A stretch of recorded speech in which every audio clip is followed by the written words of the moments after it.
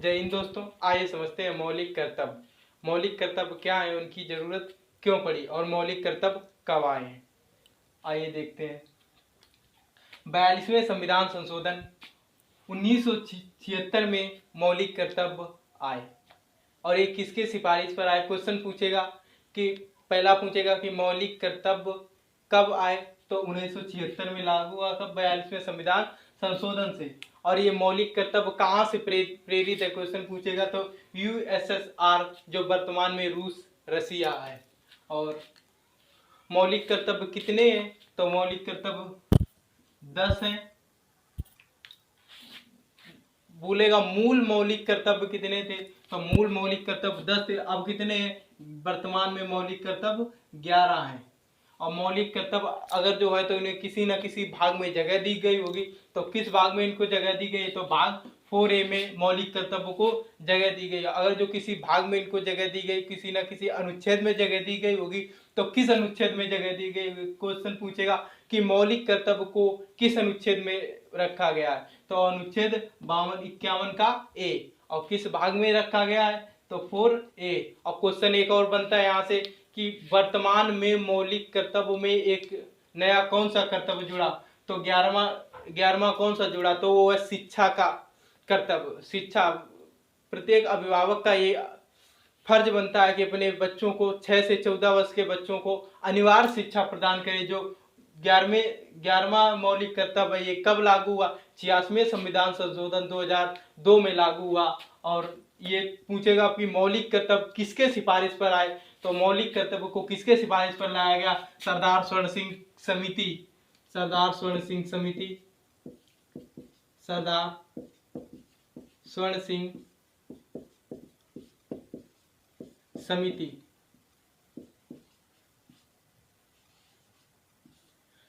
सरदार स्वर्ण सिंह समिति के सिफारिश पर मौलिक कर्तव्य लाए गए। आप लोग इसका तब लग एक स्क्रीनशॉट लेते हैं। हम अभी एक एक करके मौलिक कर्तव्य बता दें क्या है मौलिक कर्तव्य। आइए देखते हैं संविधान की एक जो मूल कर्तव्य दिए गए, एक एक करके उनको देखते हैं। पहला क्या है कि भारत के संविधान का पालन करें और संविधान के आदर्शों, संस्थाओं, राष्ट्रीय ध्वज तथा राष्ट्रीय गान का सम्मान करें। पहले मैं सोचता था कि जब मूल अधिकार है तो मूल कर्तव्य क्यों दिए गए। अगर जो मूल अधिकार ही रहते तो व्यक्ति अपने सीमा के बाहर भी कुछ कर सकता था, इसीलिए मूल कर्तव्य भी दिए गए। तो एक सिक्के के दो पहलू होते हैं। हालांकि इसका मूल संविधान में कोई उल्लेख नहीं था, लेकिन अब इनको सरदार स्वर्ण सिंह समिति के अनुसार के सिफारिश पर 1976 में इसको लागू कर दिया गया। पहला क्या है कि वे भारतीय संविधान का पालन करें तथा संविधान के आदर्शों, संस्थाओं, राष्ट्रीय ध्वज तथा राष्ट्रीय गान का सम्मान करें। और दूसरा क्या है हमारा मूल कर्तव्य कि देश की संप्रभुता, एकता, अखंडता को बनाए रखें तथा उसकी रक्षा करें, इसे अक्षुण्ण बनाए रखें। आइए फिर देखते हैं, तो आप लोग इसका एक स्क्रीनशॉट लो। दूसरा देखते हैं।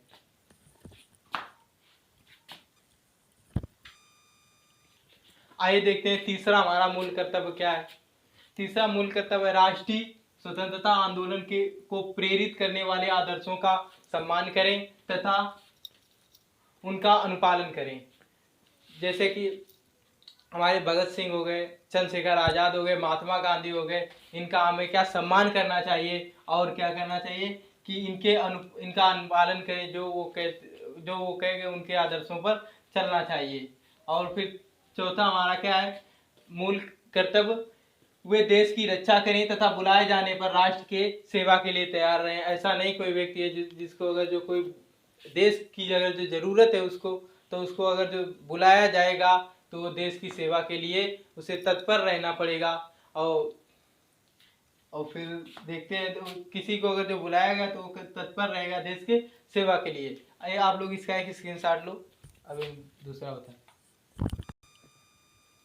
आइए देखते हैं मूल कर्तव्य का पांचवा मूल कर्तव्य हमारा क्या है कि भाषा, राष्ट्र, पांचवा मूल कर्तव्य क्या है कि भाषा, धर्म, जाति, मजहब को छोड़ करके भाईचारा बनाए रखें और क्या करें कि उन प्रथाओं का त्याग करें जो स्त्रियों के सम्मान के विरुद्ध हो। क्या कहा? पांचवा हमारा मूल मूल कर्तव्य का पांचवा मूल कर्तव्य हमारा क्या है कि भाषा भाषा जाति मजहब धर्म स्थान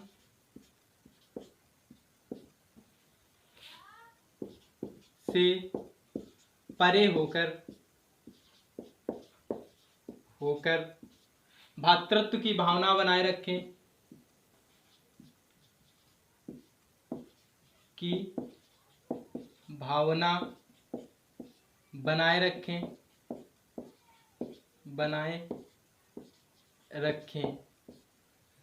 पांचवें मूल कर्तव्य में क्या लिखा है कि भाषा धर्म जाति स्थान को परे का मतलब होता है छोड़ करके, परे का मतलब क्या होता है? छोड़ करके, भाषा धर्म जाति को छोड़ करके भ्रातृत्व यानी भाईचारे की भावना बनाए रखें और क्या है कि उन प्रथाओं का त्याग करें। किन प्रथाओं का? उन प्रथाओं का त्याग करें, उन प्रथाओं का त्याग करें।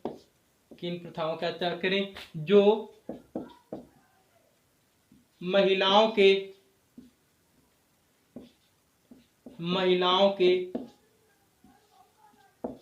सम्मान के विरुद्ध हो। हमें उन सारी प्रथाओं का त्याग करना पड़ेगा जो महिलाओं के सम्मान के विरुद्ध हो, जो नारी शक्ति के सम्मान का विरुद्ध हो। देखते हैं हमारा छठा क्या मूल कर्तव्य, छठा क्या है? छठा मूल कर्तव्य है हमारा, छठा मूल कर्तव्य क्या है? संस्कृति, हमारे उस भारत की उस महान संस्कृति का हमें पालन करना होगा, उस संस्कृति को बचाए रखना होगा। क्या है छठा?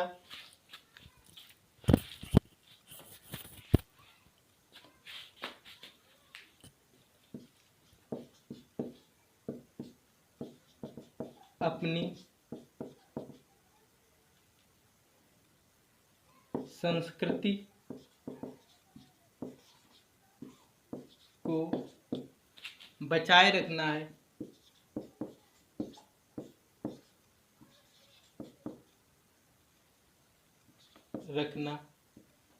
तथा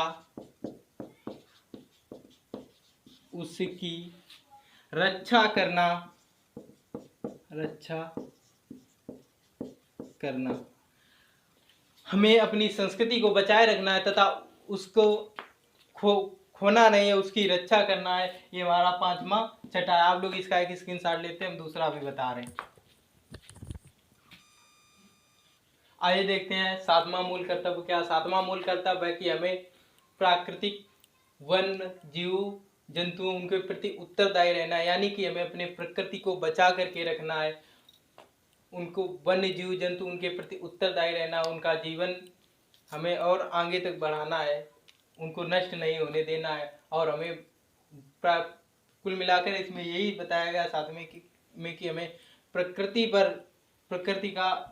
को बचा कर रखना है। आठवां क्या है? आठवां हमारा है वैज्ञानिक दृष्टिकोण को अपनाते हुए मानववादी दृष्टिकोण का पालन करें। देखते हैं सातवां पर्यावरण उसमें क्या है? वन आते हैं, जीव जंतु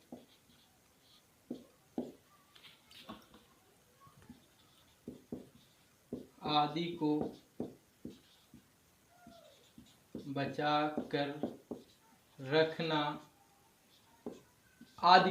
रखना हमारी जिम्मेदारी होती है, हमारा फर्ज बनता है, हमारा मौलिक कर्तव्य ये है कि पर्यावरण में वन नहीं काटनी है, जंगली जीव जंतु उनको नहीं मारना है, ना उनको तस्करी कोई करना है, और इनको बचा कर रखना है, हमारा मूल कर्तव्य बनता है। और आठवां मूल कर्तव्य क्या है? वैज्ञानिक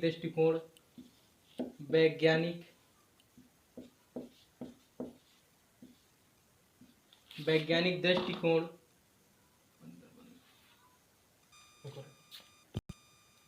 देखते हैं आठवां हमारा मौलिक मौलिक कर्तव्य क्या है कि वैज्ञानिक दृष्टिकोण बनाए हुए, वैज्ञानिक दृष्टिकोण दृष्टिकोण बनाए हुए मानववादी मानववादी दृष्टिकोण अपनाए, मानववादी दृष्टिकोण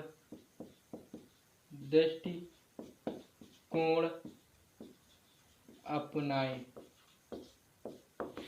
मतलब हमें अपने वैज्ञानिकों का भी और मानव यहाँ की जनता का भी दोनों का ख्याल रखना होगा, दोनों के दृष्टिकोण को अपनाना होगा। ये हमारा मौलिक कर्तव्य है। मौलिक कर्तव्य सातवां क्या है?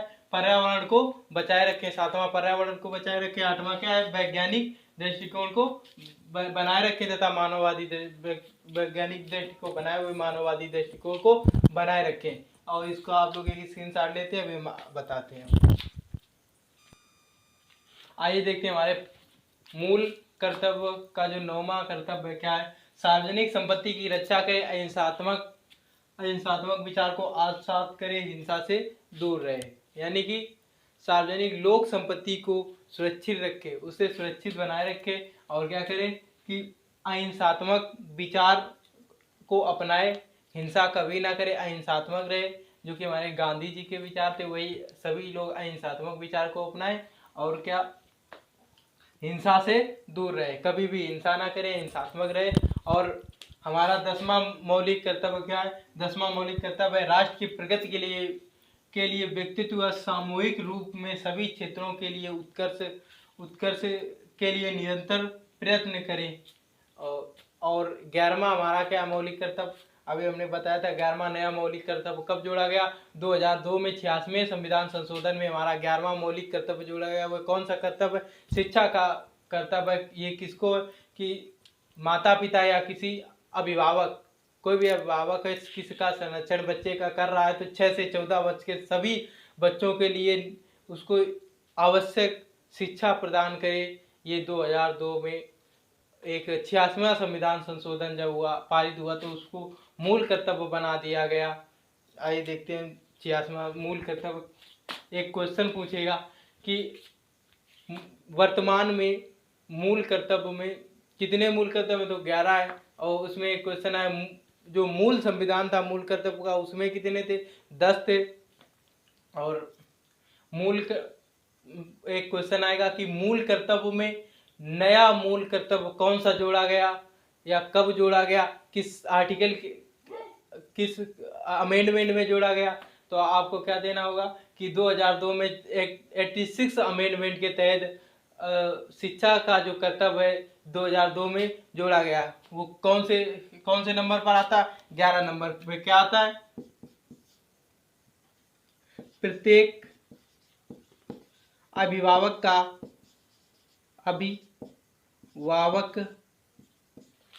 का फर्ज बनता है कि अपने बच्चों को जो कि 6 से 14 वर्ष के हों उनको अनिवार्य शिक्षा दें।